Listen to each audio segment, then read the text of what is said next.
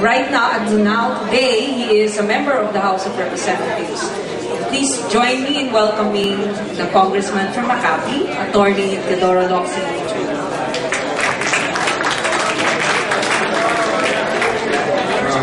I'm not a congressman anymore. And Jarius, I had no idea so many people would be here.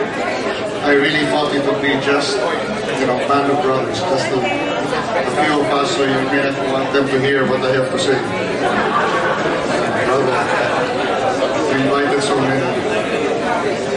Thank you for coming. It's a great book. I met Jarius Bondoc for the express purpose of firing him. It was like this. I went to San Francisco to chill out. Why not? I was the second man in the Aquino administration. As such, I had to be irreproachable. Why, I had no budget of my own, so I could not misspend it even accidentally. I had to be above suspicion. In San Francisco, as a public official, I did what I always do in the Windy City. Watch Law and Order on a couch.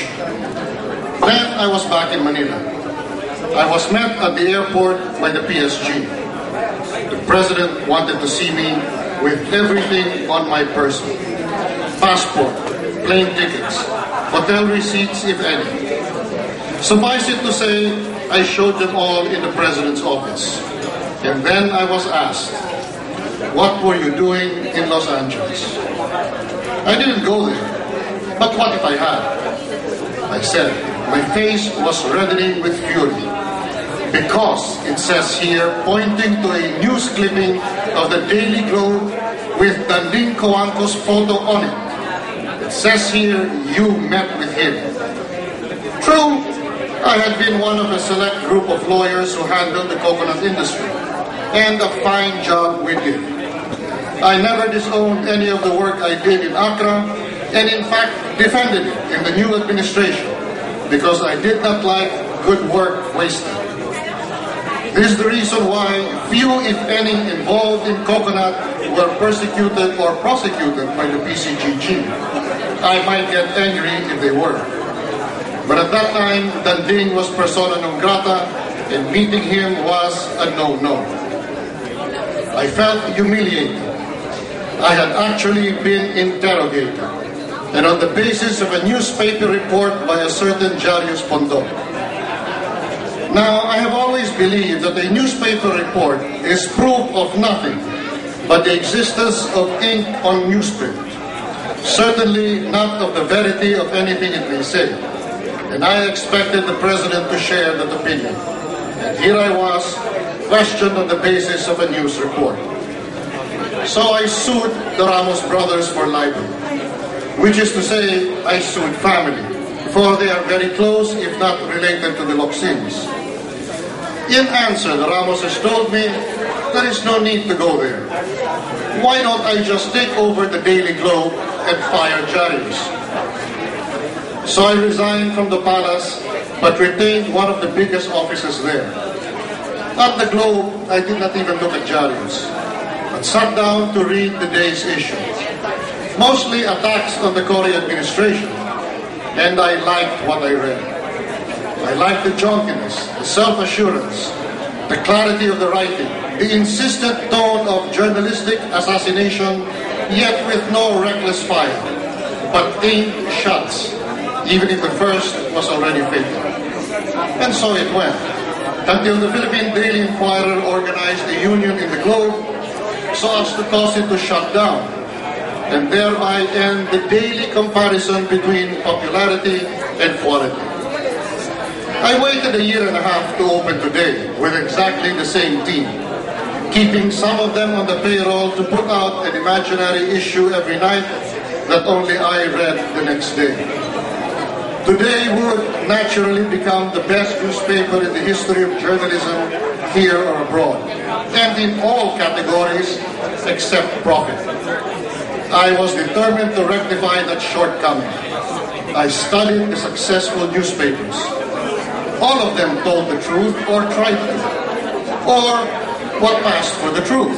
And occasionally they publish arrant lies, but always and ever in installments. That was it.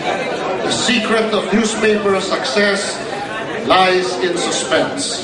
Of course, as you know, teleserye decades later would oust broadcast news and relegate it to the witching hour. I looked at my own paper.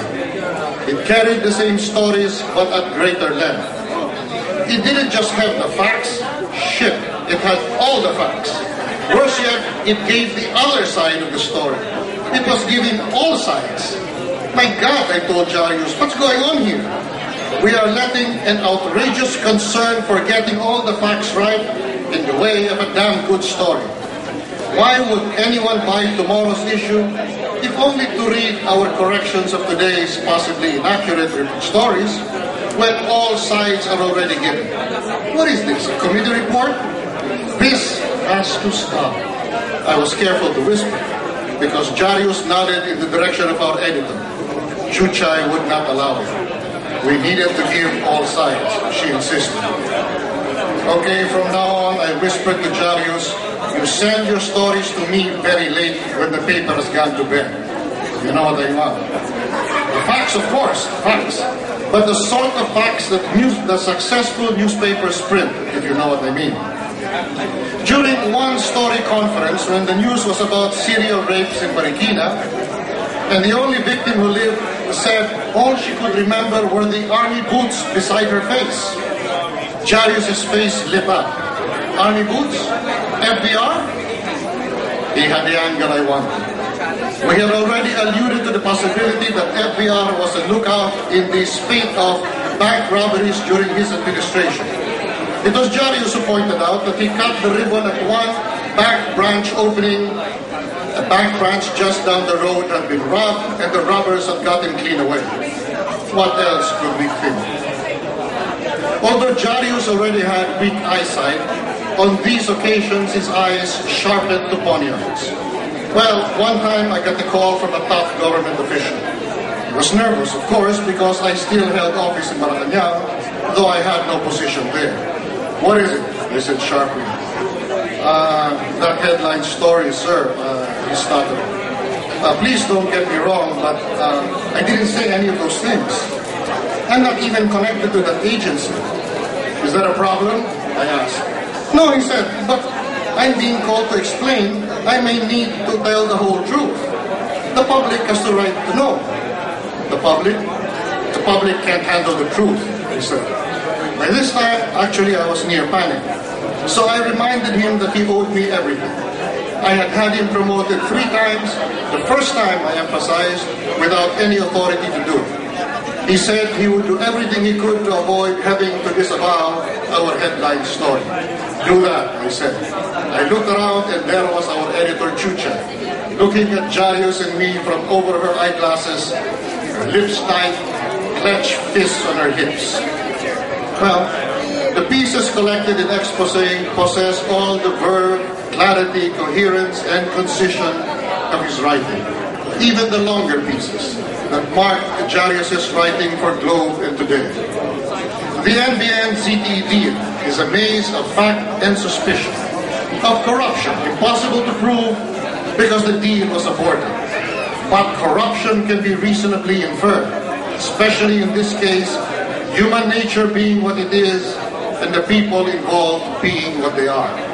In column after column, Jarius unraveled the knot of the deal that began with the announcement that all copies of the signed contract had been lost in a Shanghai hospital. He teases out the knots and pulls out the strings, then lays them side by side, clarifying a deal made purposely like a maze, precisely to create the exculpatory amazement that anyone would propose a project that was not needed, that no one would hear, given the personalities proposing it, and all for a price no one would pay or would fear to receive if they weren't promised a giant slice of it. It was a government-to-government deal with China that would effectively give China an extension phone on all official communications of the Philippine government, including the naval deployments of its only military ally, the U.S. 7th Fleet.